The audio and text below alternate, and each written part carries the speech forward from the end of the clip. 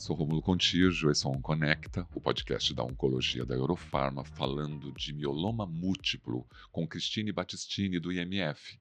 Agora nós vamos falar sobre avanços e tratamentos para ser acessível a todo mundo. Vamos conhecer como que a gente pode contribuir para o tratamento do mieloma múltiplo a toda a sociedade.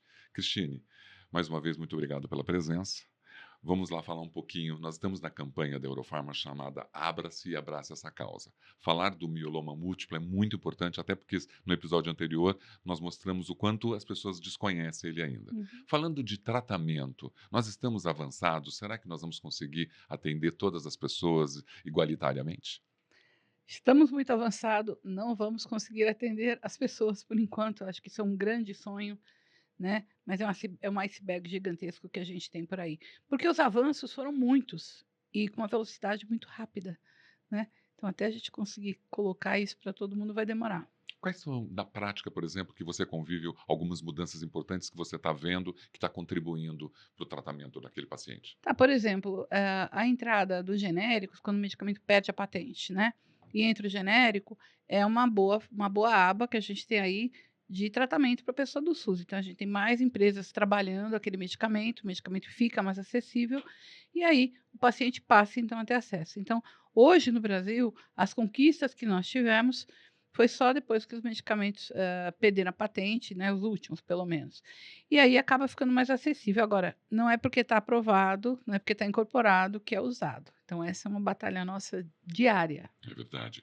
Você sabe que o acesso ao tratamento mais moderno, ainda mais com a tecnologia, com o IA agora Uhum. apoiando toda a medicina de uma forma incrível, com toda essa modernidade, o Brasil tem um desafio para isso, né? Você acha que a gente está fazendo alguma coisa para melhorar o tratamento usando as tecnologias mais modernas?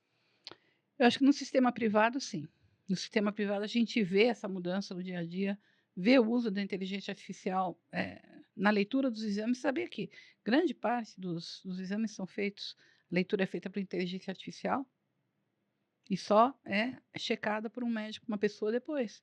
Então, essa é uma mudança que veio para ficar, mas no SUS isso ainda não é realidade. É verdade, nós temos tantas tecnologias ainda dentro da iniciativa privada que o público, né, a telemedicina hoje, depois da pandemia, é um recurso super importante, mas ainda não é todo mundo que acessa, né, o tratamento domiciliar, o cuidado, né, porque a dor, aquelas pequenas dores de quem está tratando o câncer é real. Você acha que a gente tem como minimizar isso daquele paciente? Porque essas dores fazem parte desse tratamento. Então, eu acho que a gente está falando de cuidado, né.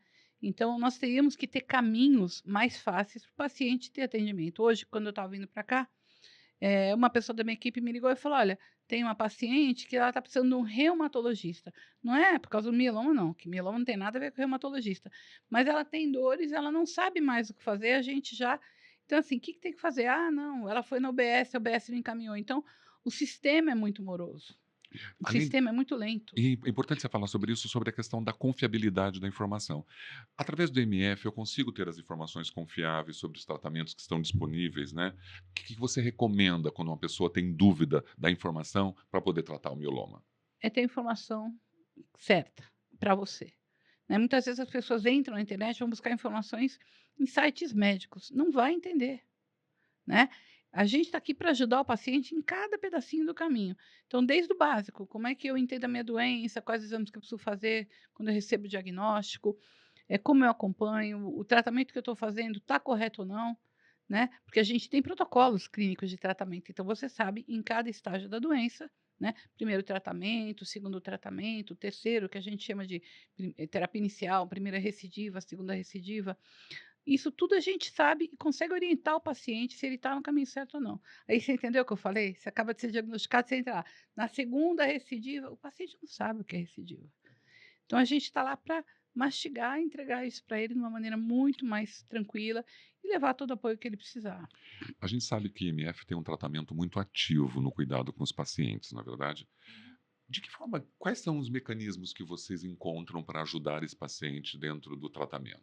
A gente acredita que o conhecimento fortalece a pessoa. Quando você sabe o que você está passando, quais são as suas opções, você se sente muito mais preparado para tomar as decisões do tratamento numa parceria com o médico. Então, assim, gente, paciente tem que ser parceiro do médico. Não é para achar que porque você é um paciente do SUS, não, o doutor está do outro lado, ele é só como você, ele está lá para te ajudar. Então, tem que criar essa relação. Então, educando o paciente, esse é o maior passo que a gente pode dar para esse paciente ficar bem, tá. Então todo apoio não adianta você dar apoio emocional, você, instruir o paciente a como ter o acesso, se você não tiver o principal, que é o conhecimento. Então, quando você tem uma doença grave, você tem que estar no banco do motorista, você tem que estar ali segurando e resolvendo, que hora você vai entrar à esquerda, à direita, e isso você só faz quando você aprende. O seu envolvimento com a IMF foi já naquele momento do câncer de sua mãe? Sim, sim, sim. Naquela época, assim, logo que a gente começou a entrar em contato com ele, com eles, que minha mãe foi para os Estados Unidos fazer o diagnóstico, o tratamento, a gente já foi para um seminário, foi para um evento deles, em Atlanta, nunca me esqueço. Então, a gente frequentava os eventos deles para pacientes, que é esses eventos que nós fazemos no Brasil inteiro, onde a gente ensina para o paciente tudo que ele tem que saber sobre a doença, para ele poder sentar no banco do motorista. Eu acho tão importante as pessoas saberem que você atuou dentro dessa causa em função de uma realidade que você está vivendo. Você tem outras experiências de pessoas que tiveram câncer que também fizeram você mudar o teu olhar para esse sintoma, para esse diagnóstico Bom, também? eu tive câncer também. E eu lembro que quando eu recebi meu diagnóstico, eu tive câncer de mama há 17 anos. Não precisei fazer quimioterapia, fiz só radioterapia e a cirurgia. Mas eu lembro que quando eu recebi meu diagnóstico, eu falei: caramba, como deve ter sido difícil para minha mãe. Minha mãe já tinha morrido. Foi logo depois do falecimento dela. Eu falei: meu Deus, se eu estou recebendo o diagnóstico de um câncer que eu vou operar, tá no início e vou ser curada, como é que será que foi para ela saber que o dela não tinha cura? Né. Então você passa a olhar o paciente, eu acho que tem uma Cristine antes do câncer de mama dentro do IMF, dentro da Fundação do Mieloma, tem a Cristine antes e a Cristine depois do câncer. É importante você falar sobre isso. Eu ia te perguntar assim, né, de que forma quem está ouvindo, assistindo esse podcast, a gente pode ajudar ele a se conscientizar desse mês de março, dessa campanha. O que Uhum, ele pode fazer, quem está ouvindo, assistindo, para ajudar? Eu sei que esse período não é o único para a gente poder falar disso, a não, gente tem que falar o ano inteiro. Mas agora, já que ele está em sim. evidência, o que eu posso fazer? Então, entra na nossa rede social, nossas redes sociais, entra no nosso Instagram, compartilhe a publicação, dê um like, comente, vamos fazer os posts chegarem mais longe, porque a gente vai estar falando muito de sintoma, a gente vai estar falando muito de, marcos no tratamento, então a IMF está fazendo 21 anos no Brasil e 35 anos no mundo. E nós vamos estar falando nesse mês de março sobre a evolução do tratamento do mieloma nesses 21 anos que a gente está aqui no Brasil. Então a gente vai sair de quando minha mãe foi diagnosticada, que não tinha nada, tinha só o transplante de medula óssea, depois veio o bortezomib e as químios tradicionais, para hoje a gente chega até o CAR-T, CAR-T-cell, né, as terapias, imunobiológicas, então assim, tem muita coisa acontecendo e a gente vai estar falando isso ao longo desse mês de março. Excelente. Tá? A imuno-oncologia é uma coisa que se fala muito ultimamente, né, de Uhum. trabalhar isso dentro dos mecanismos de tratamento. Bom, para a gente fechar, eu queria saber de você, quem está assistindo, qual é a sua mensagem, com tanta experiência à frente de uma fundação importante. Eu sei que você está trabalhando a questão Latam, América Latina, mas o que você pode dizer para as pessoas como incentivo e como forma de conhecimento também, e de inspiração para essas pessoas correrem atrás da vida, né? De poderem cuidar da sua saúde, mas com conhecimento e boa informação. Preste atenção no seu corpo, conheça o seu corpo, se você percebeu alguma coisa diferente, para pensar. Mas a mensagem que eu quero deixar, gente, é que não espere uma coisa que ameaça a tua vida fazer você mudá-la. Muda agora. Eu todo dia falo para os meus filhos, para o meu marido, quanto eu os amo. Eu beijo meus animais, eu agradeço a vida, porque a vida é o que a gente está vivendo hoje. E ser feliz hoje está na nossa mão. E para quem, para foi fantástico isso que você disse, porque nós estamos falando de vida. E para quem tem maior dúvida sobre o mioloma múltiplo, o que você gostaria que todos soubessem sobre esse câncer? Uma informação objetiva. Olha, sobre esse câncer eu quero que você faça isso. Sobre o mieloma, eu quero que você lembre que ele não tem cura, mas tem tratamento. Dores nas costas, fraqueza, pense em mieloma.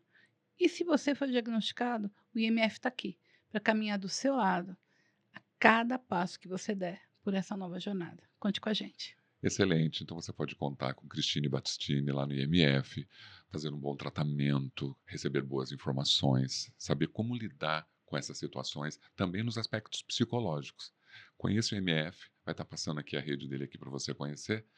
Esse foi o OnConecta Podcast, o podcast da Oncologia da Eurofarma, batendo um papo sobre o mieloma múltiplo na campanha Abre-se e Abraça essa Causa, aqui da Eurofarma, com Cristine Battistini. Foi uma honra, um orgulho, muito inspiradora a sua história e a sua causa. Estou muito orgulhoso de você estar aqui. Obrigada. Um grande abraço.